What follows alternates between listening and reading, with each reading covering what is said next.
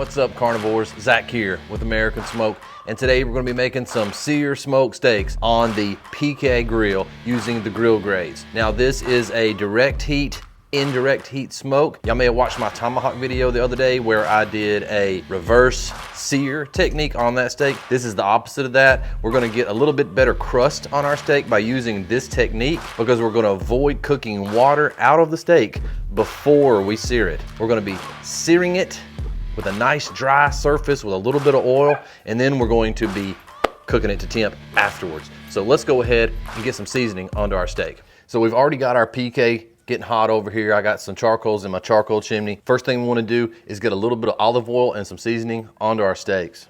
Now this steak has been sitting out for a little while, but it's still just a little bit moist. And even though you think it might be dry, it's always best to pat it down with a little paper towel anyway, just to get any excess moisture, because when you put that moisture on the grill will dry it out, but it's going to create steam and it's going to soften that crust that you get onto your steak.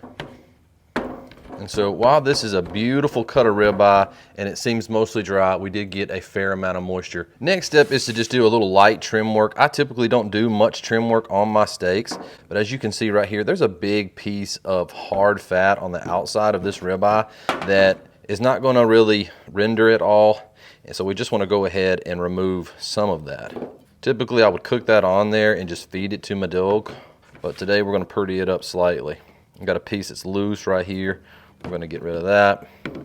So this steak is looking good. We're just going to do a light little bit of olive oil and then brush it on all over the surface of the steak. I used to just rub it on with my hands, and then you have to wash all that oil off your hands. But this works really well, so much better. So once you've got it thinly spread all over your steak, nice even coat on the edges and on the top. Then what we're going to be seasoning with today is Lane's Barbecue, the scorpion rub.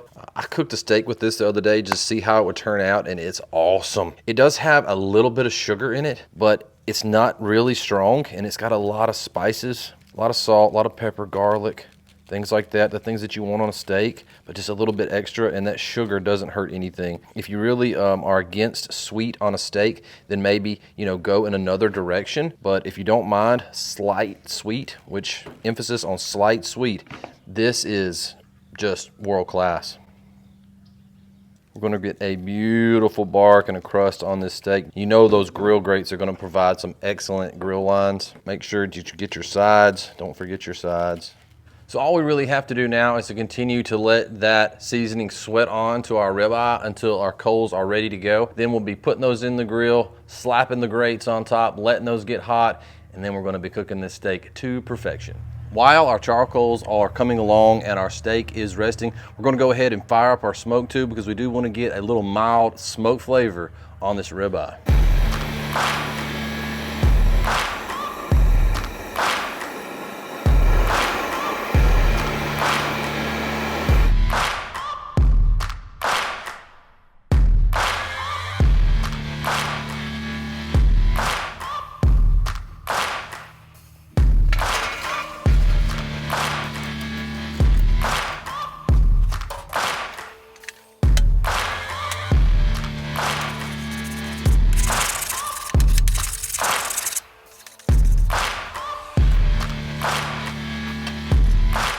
I'm going to be going right in here through the decal, right there where we shave that fat off. Make sure that you insert your meter all the way up to the line where it's protected by some sort of heat resistance.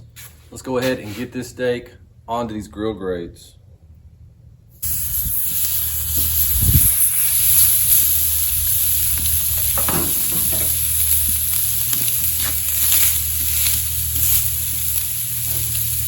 Minute and a half and counting.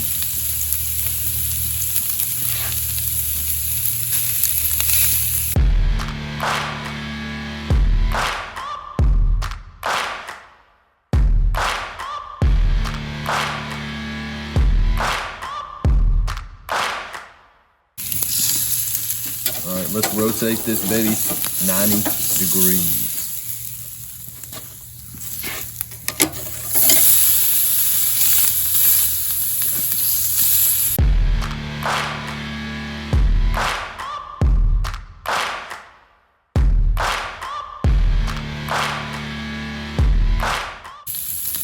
right, let's go ahead, flip it over, see what kind of grill lines we've gotten.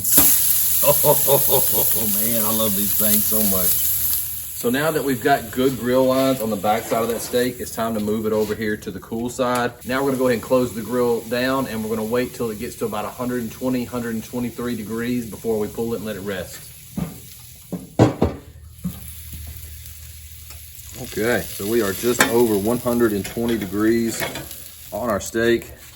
Let's go ahead, let it start its rest for about 15 minutes. Remember to always rest your steaks. This steak is looking phenomenal. Let's go ahead and give it a light little foil blanket to rest under. It's always a good idea to just do a loose covering of foil over your steak while it rests. So for me, there's literally almost nothing better than taking a steak off of its rest and seeing what sort of result I got. It's one of the most satisfying moments for me. I love steak just about more than anything. Make sure to go ahead while you're thinking about the steak and think about smashing the like button and think about subscribing to the channel. Also, come on over to American Smoked Carnivores on Facebook. It's a new group, it's a growing group, full of great people. Y'all come on over, share some pictures of your cooks, ask some questions, teach something, whatever you need to do. We'll see y'all in the group. Let's go ahead and let's get the tin foil off of the top of this steak, have a look at it, and cut into it. That is a thing of beauty, truly a thing of beauty. Let's get our meter out. Wow, those grill lines are just spectacular. You can tell that this steak is super tender. Oh mama, that's pretty. And when you do this sear-smoke technique, you get even doneness from the outside edge to outside edge. You don't get a lot of this gray on the outsides. I think this steak may have cooked over into medium whenever we were resting it, but it's still extremely juicy. I mean, these are just beautiful cuts of steak. I mean, check that out. Let's go ahead, let's try a bite. Man alive. That is exceptionally tender and exceptionally juicy. Just almost buttery. You would think I put butter on this at some point in time, but I did not. The smoke flavor is really mild. I was burning hickory in my smoke tube, by the way. And then the mild sweetness from this scorpion rub from Lane's, excellent on a steak. Excellent on a steak. I was kind of surprised. I wanted to try it out. I read the ingredients and it sounded really good. I was kind of nervous about that sugar being in there. Give it a shot. If y'all have any questions about this technique, if you've never tried this technique before, let me know. If this is your favorite technique, let me know. Thank y'all so much for watching, and I'll see y'all in the next video.